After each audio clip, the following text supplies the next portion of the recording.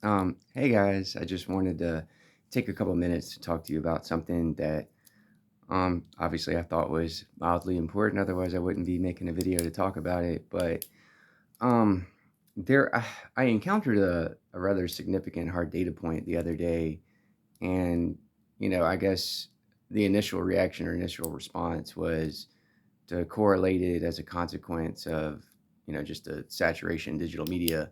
I guess let me first explain what the data point was. It was in reference to the unprecedented or never before seen amount of young girls that are having some sort of plastic surgery or enhancement or augmentation, reconstruction, whatever have you, simply so that they can create a outward physical appearance and correspondence to that of which they display through Snapchat and the filters that are used there.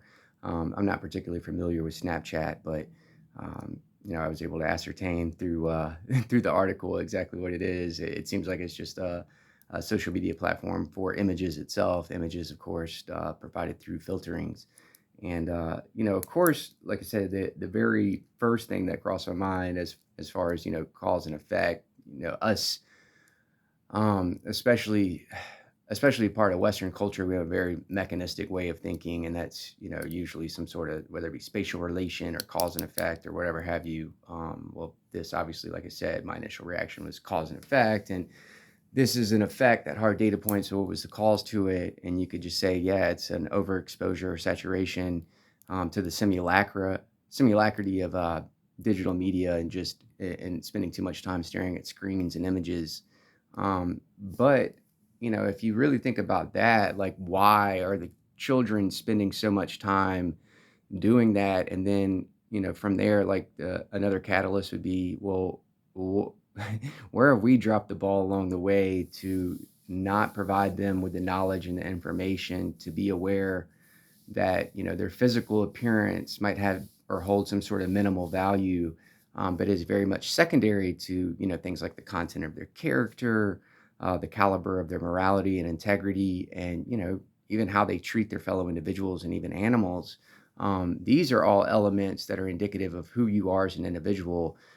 Your outward physical appearance, and I know it's teenagers are, God, man, I was an exceptionally confused teenager, and also, I didn't want to listen to anybody's advice, but also wasn't ever really exposed to rationality or logic. And I honestly feel that if I would have had some sort of adult role model, that if they would have actually engaged with me in a very practical approach and just been extremely reasonable, like, I actually kind of did always comply with.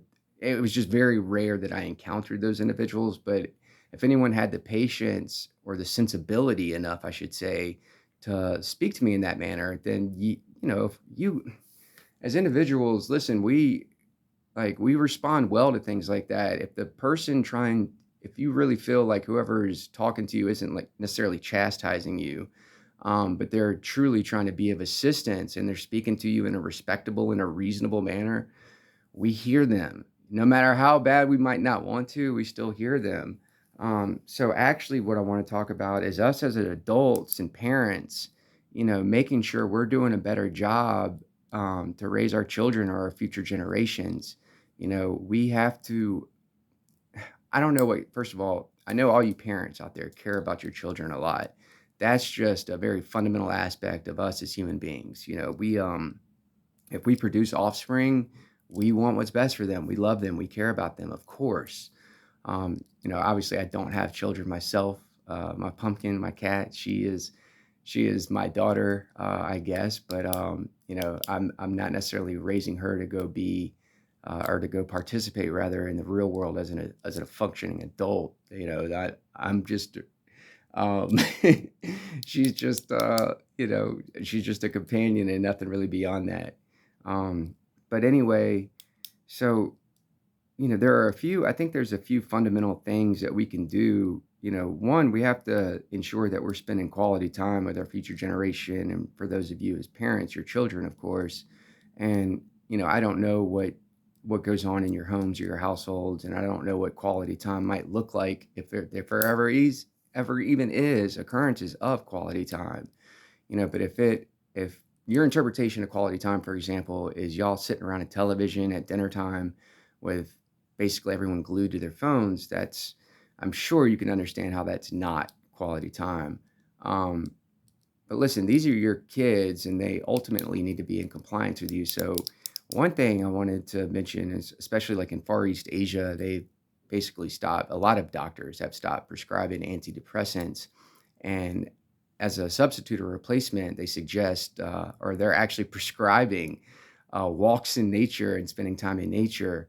Um, and, if you have a 15-year-old son or daughter and you're trying to tell them, let's go on a nature walk, and, they get some sort of funky attitude, or,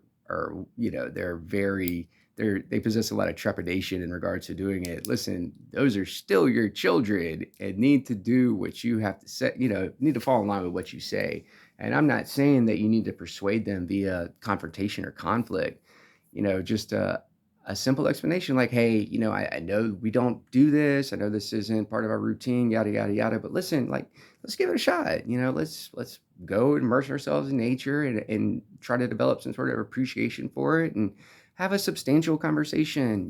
Let's talk about life. Let's talk about something we maybe care for that we've never really told anybody about. But let's try to connect on a deeper level. And of course, if you don't ever talk to your child like that, it might come across as unusual, or maybe you're even, um, maybe even you're self-conscious about doing so. But listen, you we have to guarantee that we're able to instill or impart our future generations with the appropriate attitudes, perceptions, and beliefs to make them have an opportunity to cultivate or develop into the best individuals they can possibly be.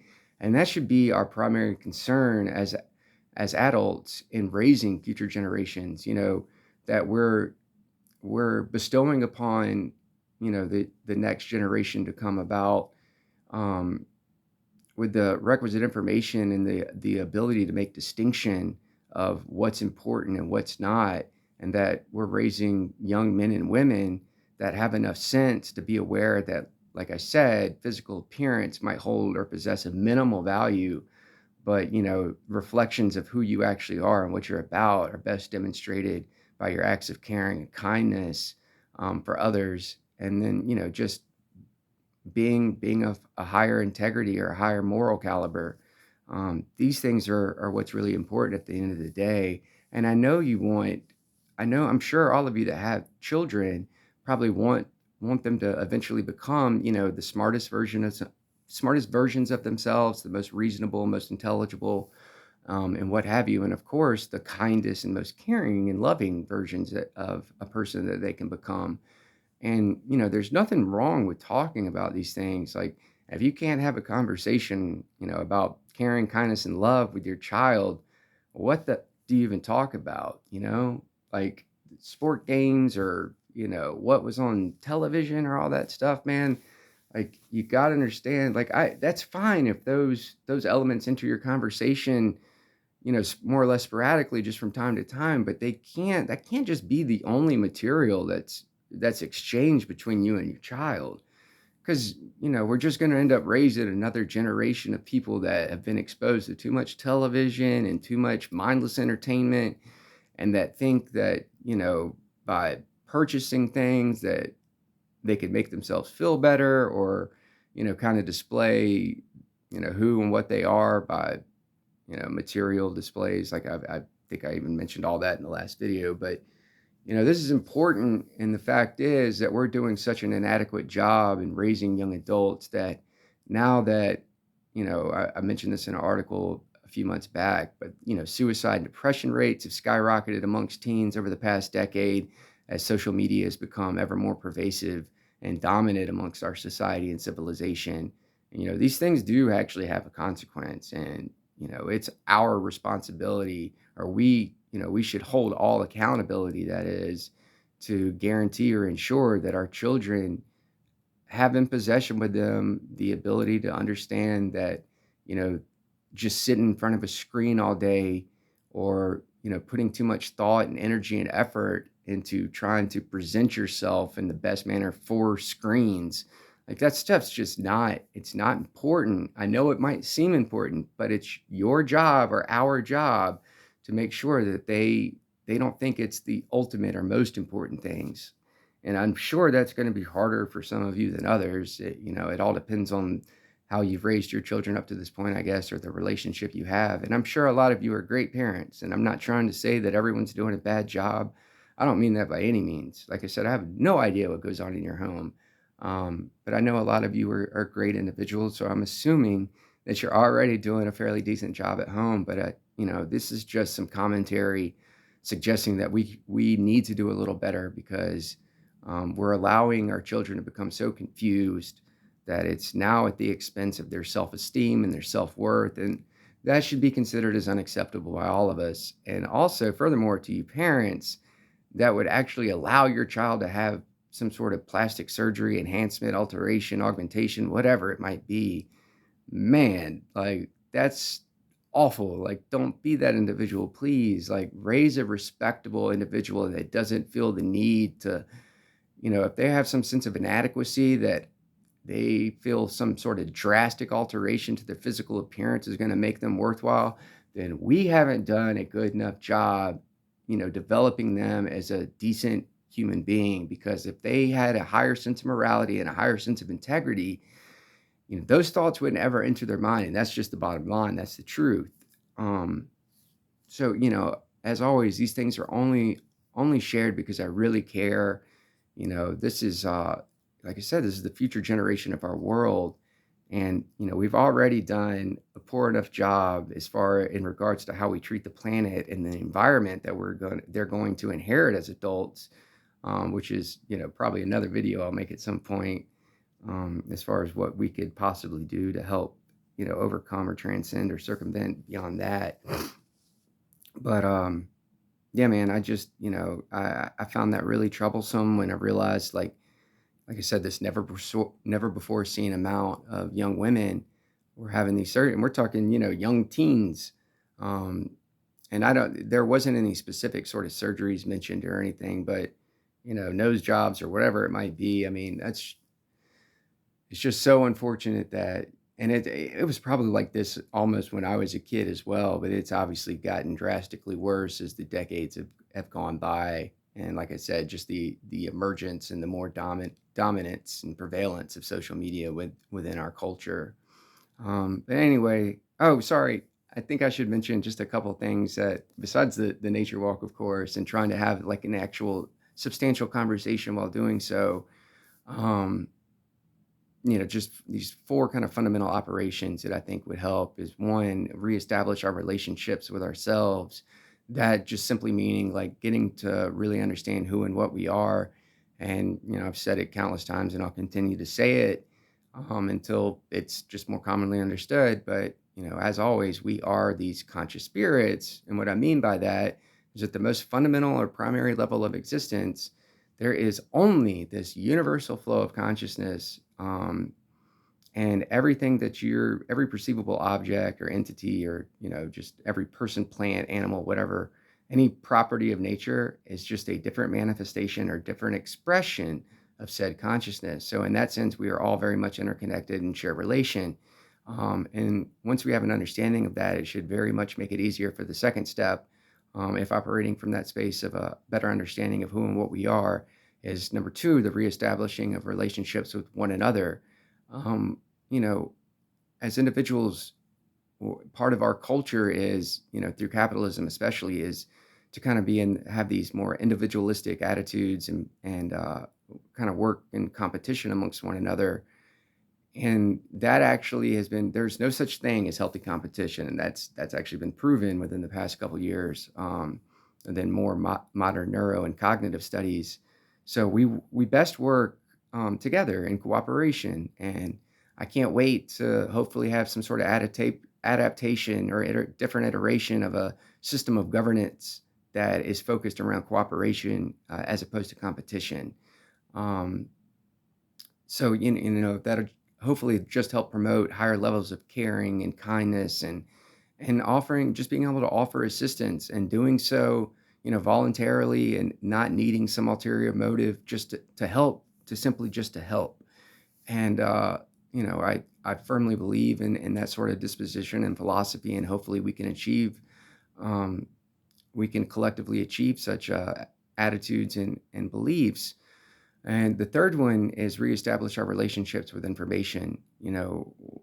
We wouldn't, this conversation wouldn't have occurred or wouldn't be taking place if, as opposed to all the hours in front of these screens and these artificial matrices of simulacra, um, just all the hours of, once again, mindless entertainment, the television, the laptop, the cell phone, whatever it may be.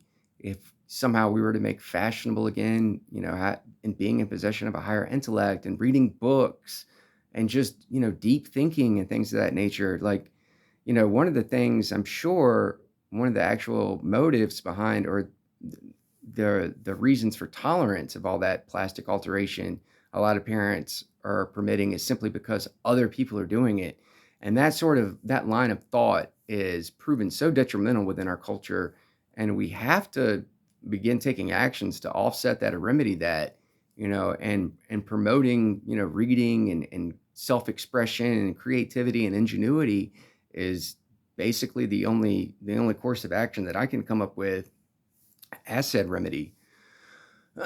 so, so three, reestablish our relationship with information, and finally, the fourth, reestablish our relationship with nature. This is actually, we are properties of nature. I think that gets lost for a lot of us just don't have a basic understanding of that whatsoever. Of course, when we see animals, we might make the correlation with them to nature, but somehow we exclude ourselves from that, or somehow we're more exceptional. No, we're all the different manifestations and expressions from the same fundamental source of existence. And, we should love, we should be able to love every, I don't care how this sounds, but every plant and animal, um, as equally as we love our own children, or, our siblings, or whoever we hold high esteem and a hefty amount of love for. Um, and we also need to begin, doing whatever we personally can to make sure that we're not imposing our presence any more than we already are on nature. All the deforestation and the, extreme commercial farming and all these other things that just are slowly just killing the planet, that are unfortunately they're necessary at the moment because we still work in a capitalistic regime. And it's, unfortunately, you have to clear land to do X or Y or whatever, whatever the circumstances might be. There's still a need for such of these things. But, until we can all hopefully get beyond this sort of separation and this individuation, and, come together and actually demand change and reform, we can only do what we can each do as individuals at the moment. So, let's make sure if we're doing anything um, to nature that we're working to heal it, as opposed to, creating any further harm. Anyway, I guess that's all I had to say.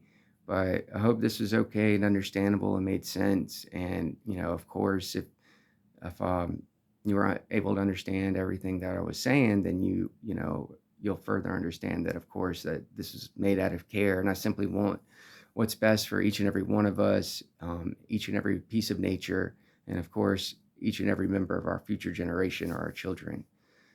So that being said, love you guys. Take care. Have a good day. Bye.